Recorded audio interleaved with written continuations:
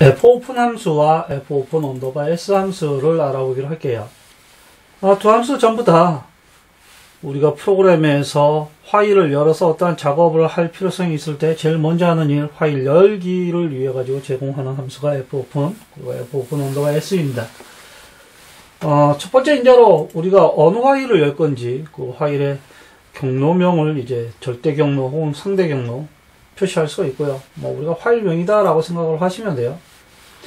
두 번째 인자로는 우리가 읽기 위해서 여는 건지 쓰기 위해서 여는 건지 혹은 추가하기 위해서 여는 건지, 그 다음에 이제 바이너리 모드로 이제 파일을 입출력할 것인지 여부에 대해 가지고 전달하게 되어 있습니다. 또 만약에 읽기 모드로 되어 있는데 읽기 쓰기 둘 다 하고 싶다 했을 때 RW 줄 수도 있지만 R 플러스 줄 수도 있고, 그래서 더하기 표시가 있게 되게 되면 읽기 쓰기가 둘 다 돼요. 대신 이제 더하기 단독으로 올 수는 없고요.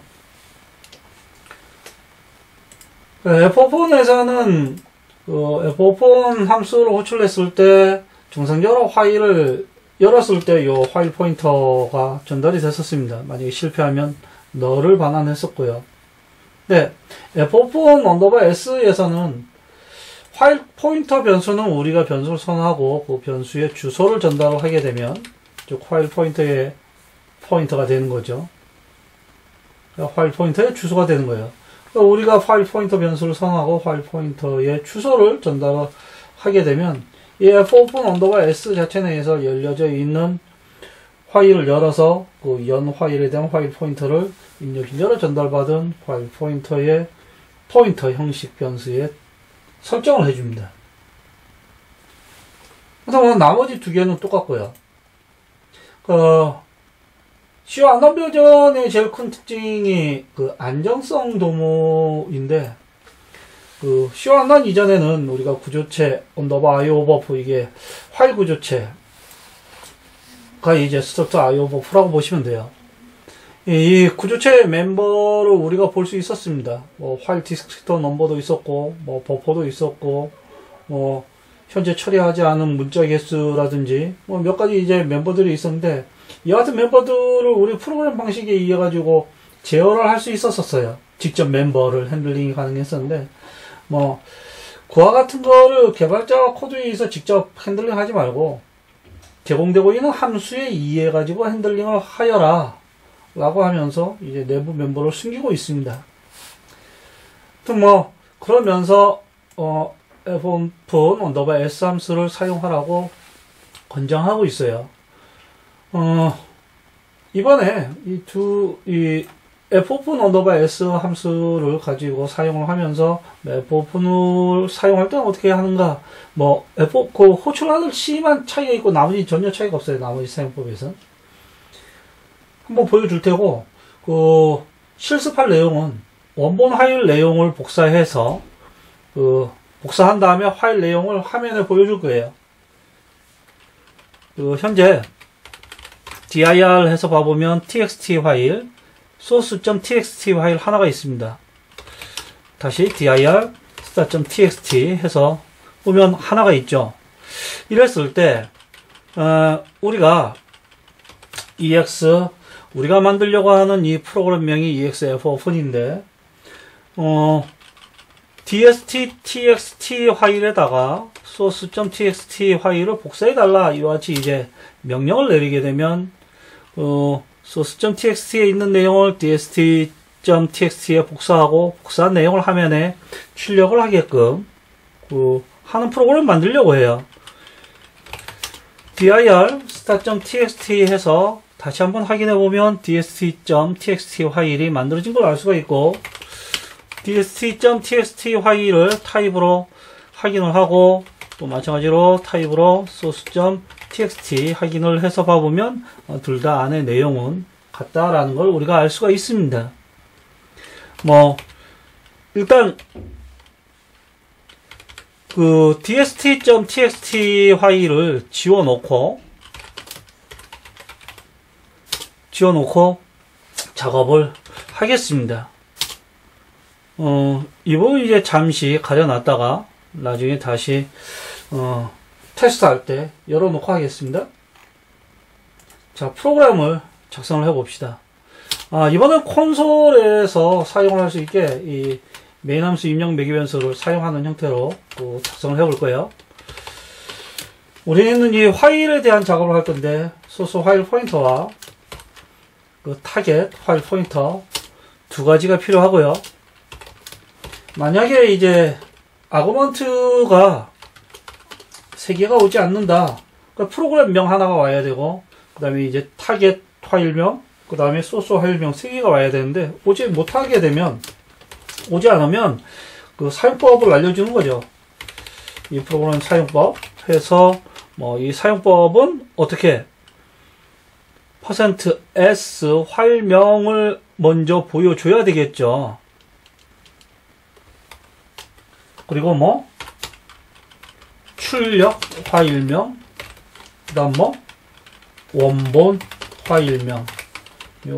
제가 빼버리는 게 나을 것 같네요. 이렇게 해서 사용을 하여라.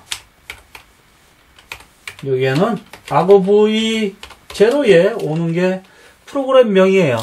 프로그램 명이 argv 제로에 오고요. 이렇게 해서 잘못 사용했을 땐 반환을 하겠습니다.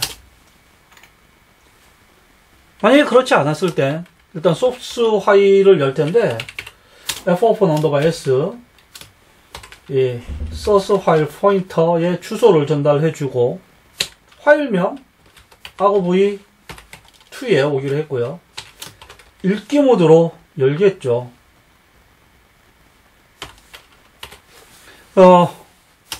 만약에 정상적으로 열지 못했다라고 하게 되면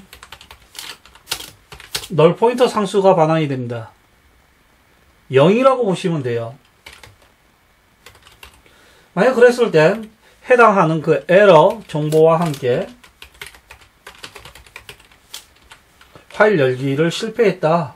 이 FP 에러 같은 경우에는 우리가 전달한 이 내용 뒤에 실제 발생한 에러 메시지가 같이 함께 출력을 해주는 함수가 P 에러입니다.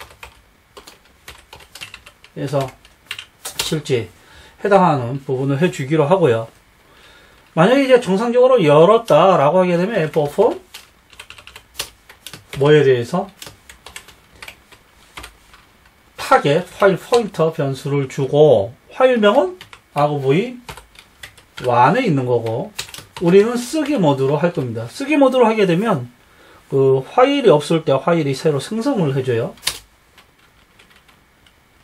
우리는 이제 하나의 문자씩 읽어오는 형태로 해서 그 파일 카피를 할게요. 언제까지? 무한 루피다. 이 내부에서 일단 요 파일에서 하나의 문자를 얻어올게요. 소스 파일 포인터에서 하나의 문자를 얻어오고, 네, 만약에 읽어온 문자가 end of 파일이다 라고 하게 되면 쭉 이게 맨 마지막에 파일의 끝이라는 문자 자체가 있어요. 그래서 우리가 FEOF로 하게 되면 그게 읽어왔냐? 읽어왔으면 이제 true가 됩니다. 그때는 이제 브레이크를 해주고, 그렇지 않을 때 end of 파일이 아니게 되면 push를 이용해가지고 어디에 타겟 데스티네이션 파일 포인트에 읽어온 문자를 출력을 시켜주겠습니다. 이 작업이 다 끝나면 fclose source 파일 포인트하고 fclose 데스티네이션 파일 포인터를 닫아주고요. 작업이 끝났다라고 알려줄게요. 파일 복사 성공. 대신 이 복사한 내용을 확인하기 위해서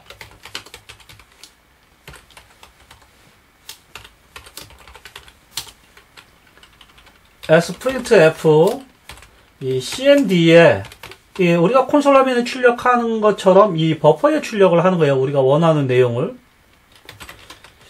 이것도 이제 세이프한 버전 언더바 S 사용해서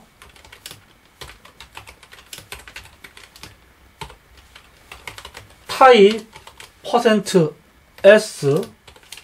타입은 이제 아까 우리가 봤었던 것처럼 어떠한 파일의 내용을 콘솔 화면에 출력해주는 명령어입니다. 이와 같이 이제 해서 우리는 이제 파일명은 argv1이 데스티네이션 파일명이니까 이 데스티네이션 파일명을 써줘서 실질적으로 시스템 명령어로 이 커맨드를 수행하여라 하게 되면 이 시스템 명령어, 요 타입이라는 명령어가 수행되는 거죠. 이 문제 해결 자체가 이제 콘솔 화면에 쓰여지는 역할을 하는 겁니다. 이렇게 해서 정상적으로 되는지 확인하기 위해서 컨트롤 F7으로 빌드를 하고요. 빌드를 하고 난 후에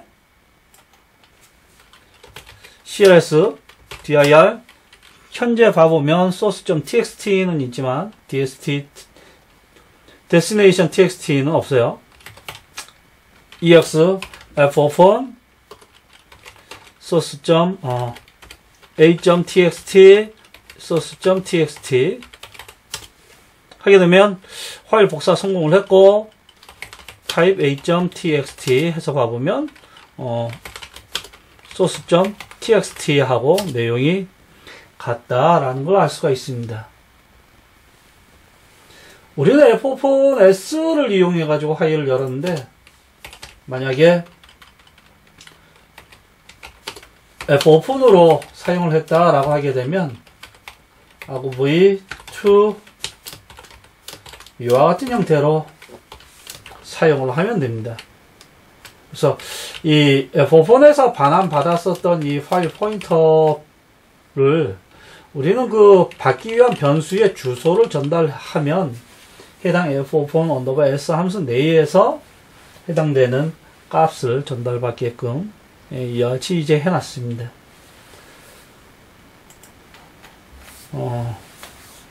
파일 포인터에 대한 얘기, 이 F4 함수에 대한 얘기, F4.S 함수에 대한 얘기를 하면서, 얘기할 건 굉장히 많은데, 이 모드도 있고, 나머지도 있는데, 그래도 이제 한번 짜보는 게 뭔가 이제 경험을 하는 게 낫지 않나 라는 생각에서 파일 내용을 복사하는 거 가지고 한번 해봤습니다.